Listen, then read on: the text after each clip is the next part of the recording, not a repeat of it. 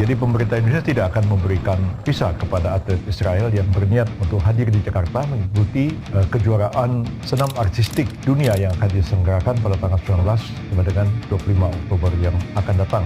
Oke, lanjut dua kabar yang cukup panas dan juga mantap jos. Nah, yang pertama nanti datang dari Israel, bos. Di mana Israel baru-baru ini heboh dikabarkan mau menggugat negara kita Indonesia. Nah loh, lantas ada apa nih Israel tiba-tiba mau menggugat Indonesia? Bagaimana tanggapan Indonesia merespon tindak tanduk Israel ini? Apakah Indonesia bakal melawan atau malah mau menuruti maunya Israel, bos? Setelah ini kita kupas.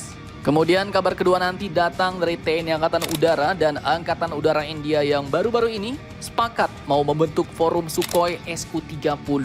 Nah, lantas pertanyaannya forum seperti apakah itu dan untuk apa? Penasaran? Beritanya cus. Markipas, mari kita kupas berita lengkapnya satu persatu, bosku.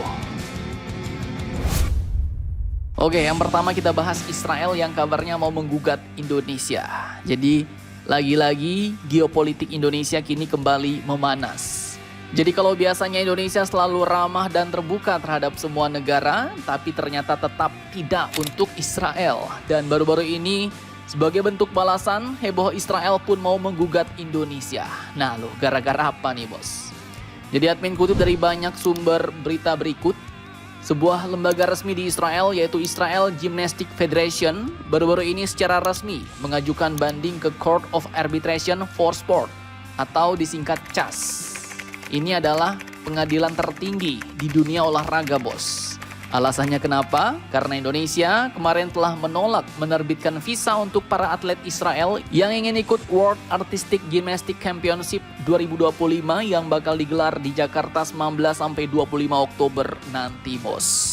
Federasi Israel pun menyebut keputusan Indonesia itu keterlaluan dan merusak integritas olahraga internasional. Mereka bahkan menyebut langkah Indonesia ini sebagai ancaman serius bagi keadilan dunia olahraga. Dan tentu Israel pun tak tinggal diam, bos.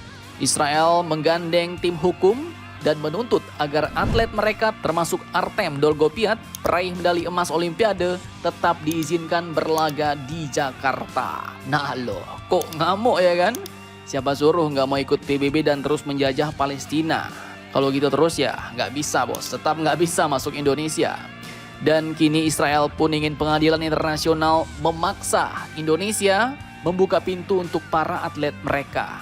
Padahal ya kita tahu Indonesia dari dulu sudah tegas tidak punya hubungan diplomatik dengan Israel dan tidak akan membuka akses resmi apapun sebelum Israel mengakui kemerdekaan Palestina. Nah, itu kuncinya, bos. Ingat, itu kuncinya. Langkah tegas Indonesia ini pun langsung membuat Israel Gymnastic Federation ya kebakaran jenggot. Mereka menilai olahraga seharusnya bebas dari politik. Tapi tidak semudah itu, Ferguson. Dunia saat ini tidak sesederhana papan skor olahraga, bos.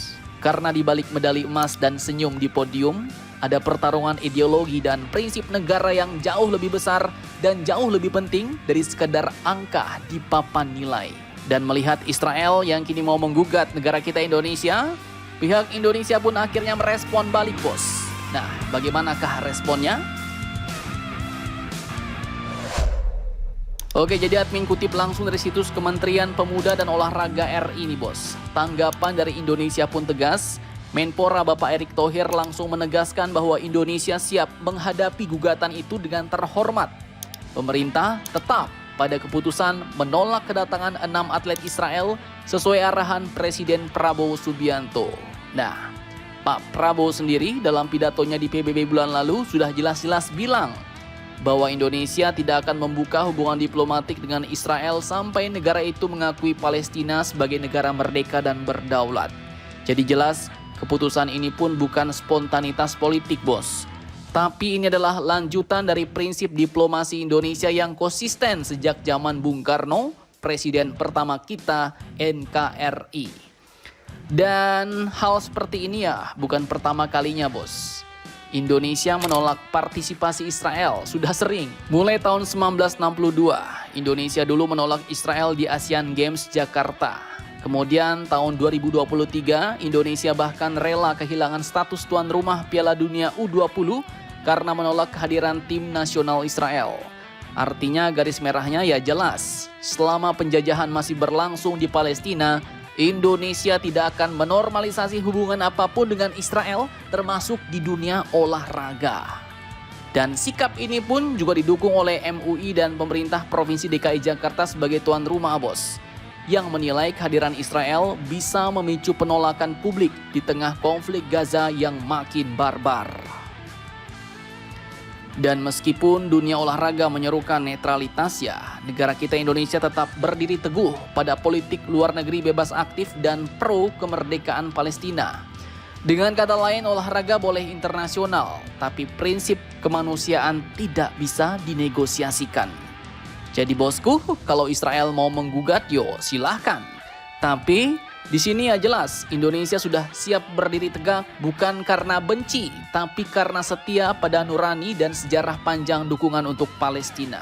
Dan kini pertanyaannya, apakah pengadilan dunia nanti akan berpihak pada regulasi internasional atau pada kedaulatan sebuah bangsa yang teguh pada prinsipnya?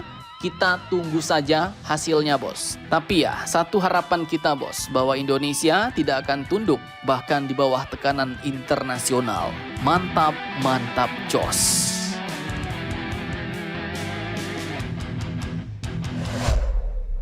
Oke, lanjut yang kedua. Ini ada kabar menarik dari dunia pertahanan udara Indonesia, bos. Di mana TNI AU baru saja sepakat membentuk Sukhoi Su-30 Forum bareng Angkatan Udara India alias Indian Air Force.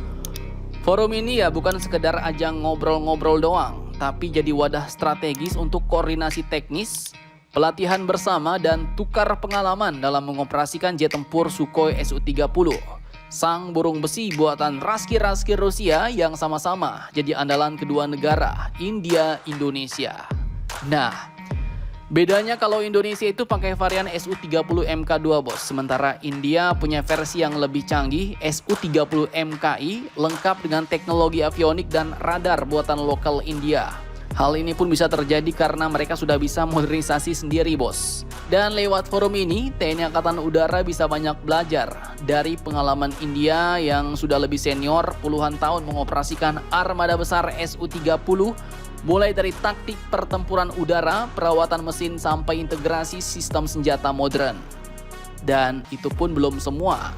Dalam pertemuan Air Staff Talks ke-6 di Bali kemarin, kedua pihak juga sepakat menggelar latihan air-to-air refueling alias pengisian bahan bakar di udara, bos. Pesawat tanker bakal disiapkan oleh India, sementara jet tempur TNI Angkatan Udara nanti bakal menyusu pada pesawat tanker India. Langkah ini pun penting buat meningkatkan jangkauan operasi dan kesiapan tempur kita, bos. Dan kerjasama ini bukan cuma soal latihan, tapi ya juga untuk memperkuat jalinan strategis antara Jakarta dan New Delhi di tengah dinamika kawasan Indo-Pasifik yang semakin hardang. Dan lewat Su-30 Forum ini, langit Indonesia nanti bakal makin siap menghadapi tantangan masa depan, bos. Dapat ilmu baru dari negara Perindavan India. Nah, jadi bagaimana menurut kalian tentang hal ini? Jangan lupa komentar, tetaplah kalian barbar dan jangan santuy terus demi Indonesia tangguh. Salam Indomax Indo Magazines.